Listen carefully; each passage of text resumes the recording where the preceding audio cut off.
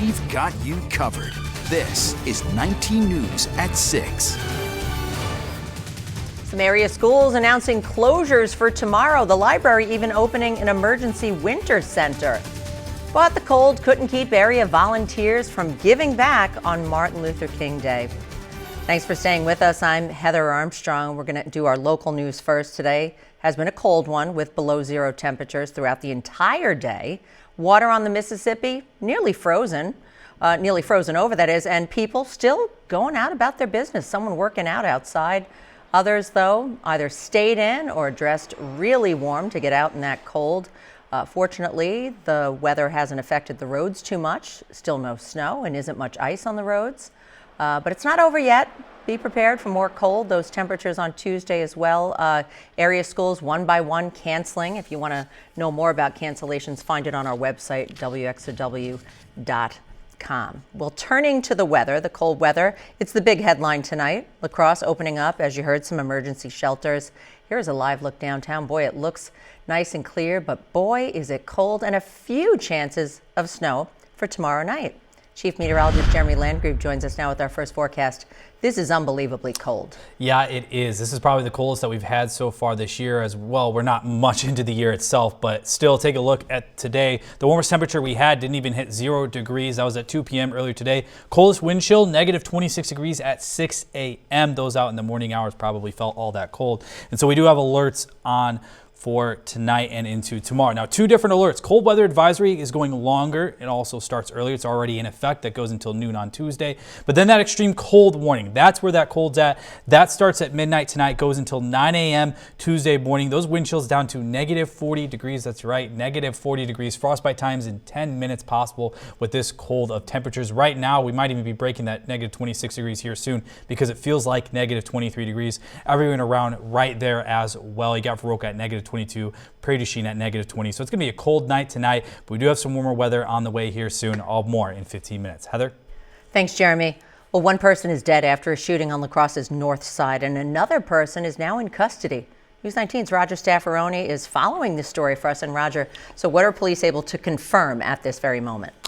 Well, Heather, according to the police, the call came in around 2:30 a.m. Sunday. Officers responding to a shots fired call in the 1800 block of George Street near Newey's Vogue Bar. Now, that's where they found 42-year-old Justin Betts shot. In the release, police said life-saving measures were taken, but Betts died later at a La Crosse hospital. Police then said Sunday afternoon they located a suspect in the case at a home on Avon Street. Now, police identified this person, 28-year-old Cody Allen, as the person responsible for the shooting. Allen fled in a car but stopped a short distance away. He was placed into custody and booked into the La Crosse County Jail.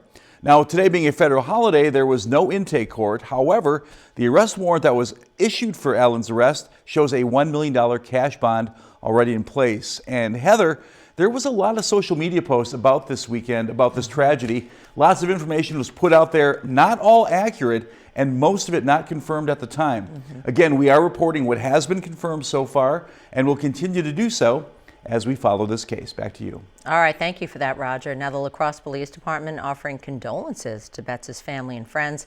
Chief Sean Coudron also thanking multiple local businesses for their assistance in the investigation.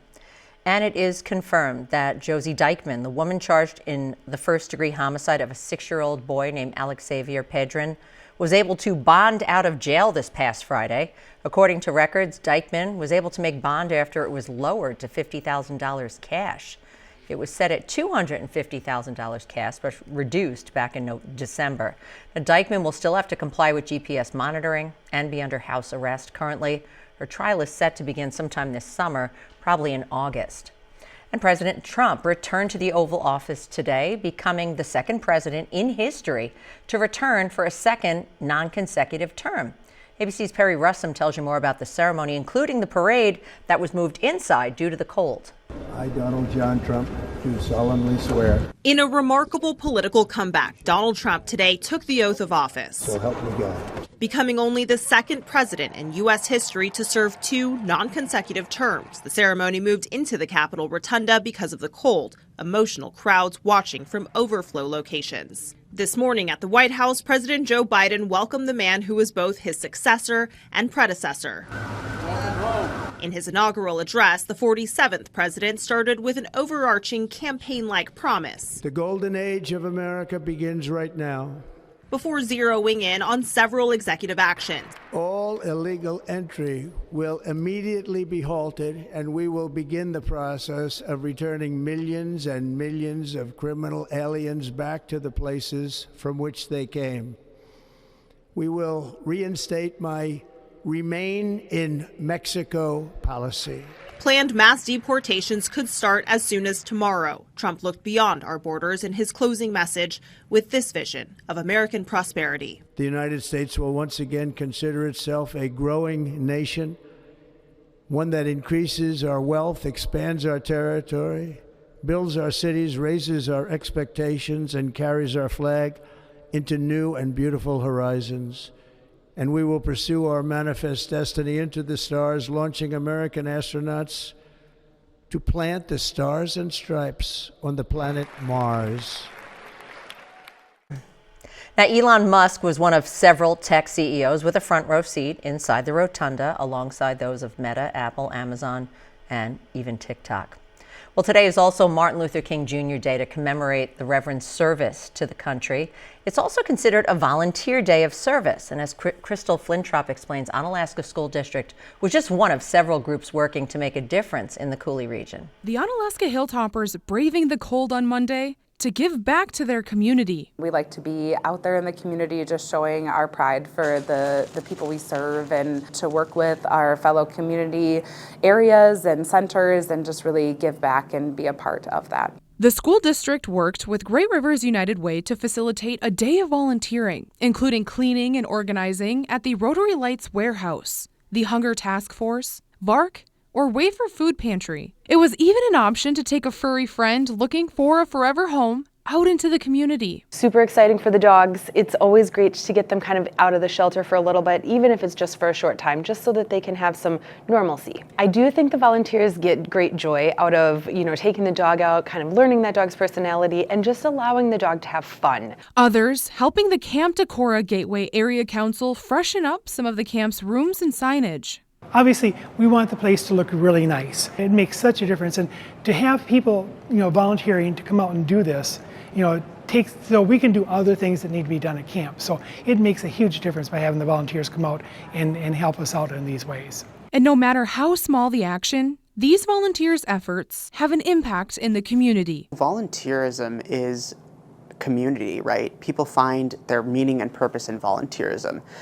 Volunteers give roughly $32 an hour. That's the value of roughly what their labor is. Today alone, we're giving back around $5,000 in value to the community. In the Cooley region, I'm Crystal Flintrop.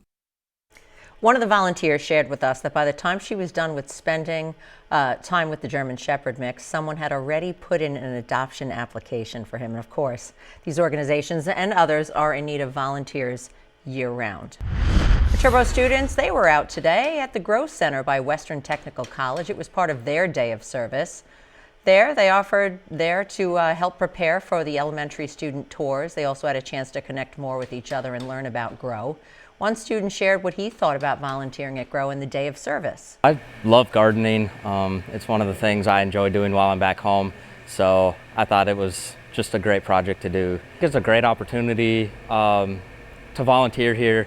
I think it just shows what the school is all made of, just to be great people and use our time to benefit others. Viterbo students also volunteered at area food pantries today. They worked in the clothing closets as well. This is the 5th year of Viterbo's MLK Day of Service. In Winona, the Minnesota Marine Art Museum is kicking off the new year with 3 brand new exhibits. Dustin Lukey spoke earlier with the museum's communication director, Caitlin Crosse, about how these new pieces examine our relationship with water. We have Edward Bertinsky Water. He's a Canadian photographer, large-scale aerial shots, really detailed, sort of documenting the fragmented life cycle of water. They're over a course of 5 years, sort of around the world, different looks at how water is used in aquaculture, agriculture, spiritual rituals. It's fascinating. fascinating. Our Once Upon a Shore, which is our literary arts gallery, curated by Hyde Erdrich, and includes 5 Indigenous artists looking at different ways that we tell stories around water and how it's involved in culture and our society. And then we have Shelley Mossman, which I'm really personally excited about. She is a portrait photographer from Minneapolis, and they are large scale, they almost look like paintings, but they are portraits and on like custom backdrops, and you want to look at them for a long time and see what's behind them, and you want to tell the story about what's there. So there, 3 different fascinating exhibitions. And when it comes to celebrating that creation, you're doing so coming up Friday. Yes, on January 24th, we have our 2025 launch party. This is a celebration of our entire year, but also of these 3 exhibitions. Shelley Mossman will be on site giving little mini tours of our exhibition. We'll have beverages from Crosse Distilling Company, who's our presenting partner for the event. We'll have a bonfire outside if you would like to venture out, but you don't have to. There's plenty of stuff going on inside if it's too cold. Gallery interactive, so just a really fun night to gather, to celebrate the year ahead, and have a fun party at the museum.